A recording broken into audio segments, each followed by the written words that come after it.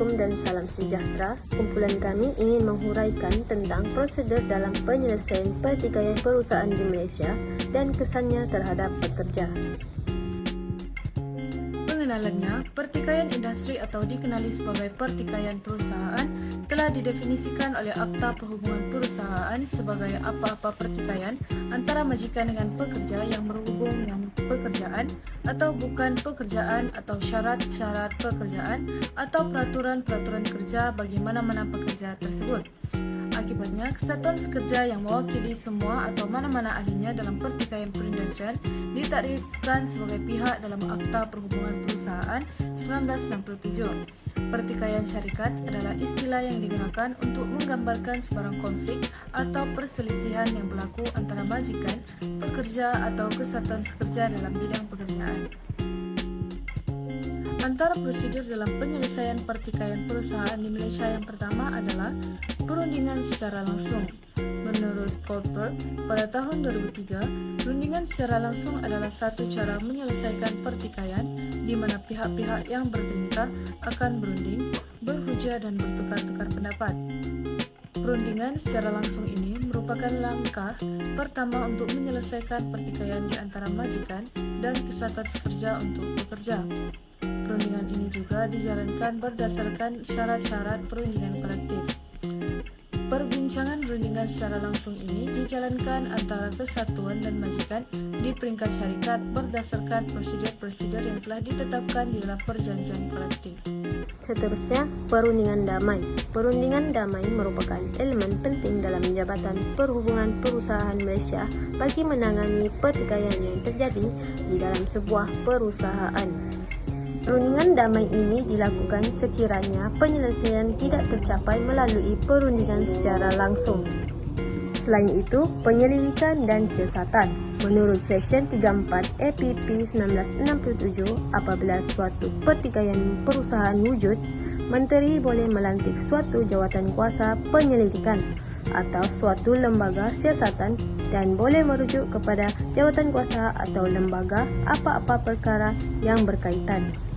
Manakala Seksyen 34 APP 1967 memberi kuasa sepenuhnya kepada Menteri untuk pelantikan jawatan kuasa penyelidikan dan lembaga siasatan dan hanya boleh ditubuhkan apabila suatu pertikaian perusahaan itu mempunyai kepentingan negara.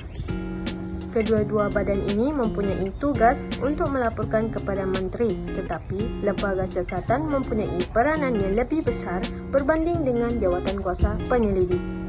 Prosedur dalam penyelesaian pertikaian ialah arbitrasi oleh Mahkamah Perusahaan.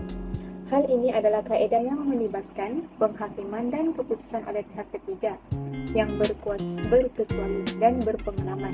Hal ini adalah untuk menyelesaikan pertikaian syarikat secara muktamad dan juga mengikat.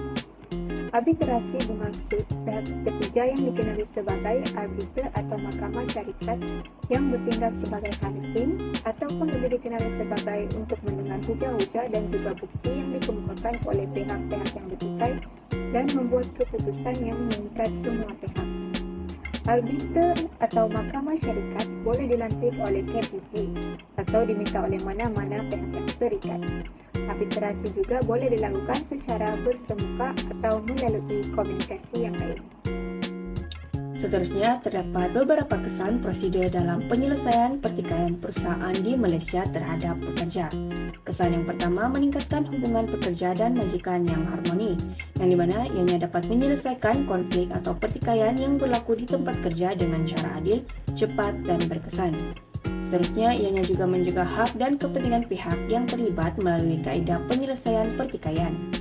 Seterusnya, Undang-Undang Tenaga Kerja di Malaysia seperti Akta Perhubungan Perusahaan 1967 memberikan perlindungan kepada pekerja yang terlibat dalam pertikaian perusahaan. Oleh itu, ianya dapat mengurangkan kejadian tindakan perusahaan yang merosakkan seperti mogok, piket dan yang boleh menyebabkan kerugian, kerosakan dan gangguan.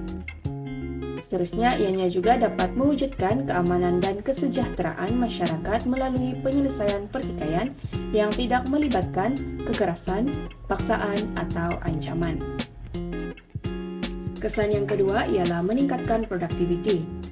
Peningkatan produktiviti boleh membawa faedah kewangan kepada pekerja, yang di mana syarikat yang lebih produktif cenderung lebih mampu memberikan insentif, bonus atau kenaikan gaji kepada pekerja sebagai mengiktiraf sumbangan mereka kepada kejayaan syarikat. Selain itu, peningkatan produktiviti juga pekerja cenderung untuk bekerja dengan lebih cekap dan berkesan. Ini boleh mengakibatkan peningkatan kualiti produk atau perkhidmatan yang disediakan oleh syarikat, seterusnya dapat meningkatkan reputasi syarikat dan memberi kebanggaan kepada pekerja. Baik sekali, dengan mengurangkan atau menyelesaikan pertikaian dengan cekap, pekerja boleh memberikan tumpuan yang lebih baik pada tugasan utama mereka dan membolehkan meningkatkan produktiviti keseluruhan pekerja karena pekerja mempunyai lebih sedikit gangguan yang berpunca daripada konflik dalaman.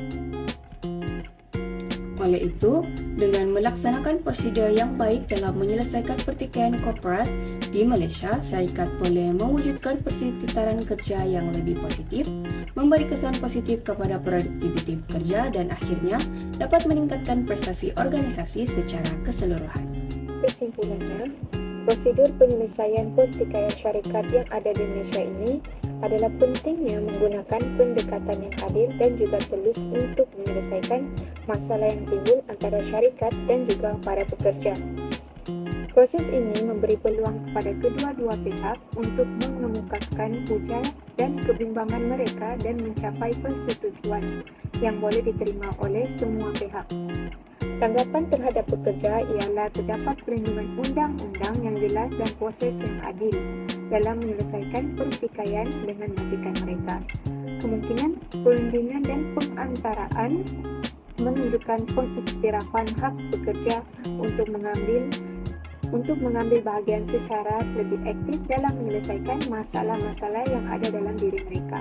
Selain itu, kewujudan Mahkamah Buruh ini dan juga Mahkamah Tinggi memberi jaminan bahawa keputusan akan dibuat berdasarkan undang-undang yang telah ditetapkan, bukan itu saja, malah bukti yang berkaitan. Hal ini akan memberikan pekerja kepastian bahawa kepentingan dan hak mereka dilindungi sepenuhnya.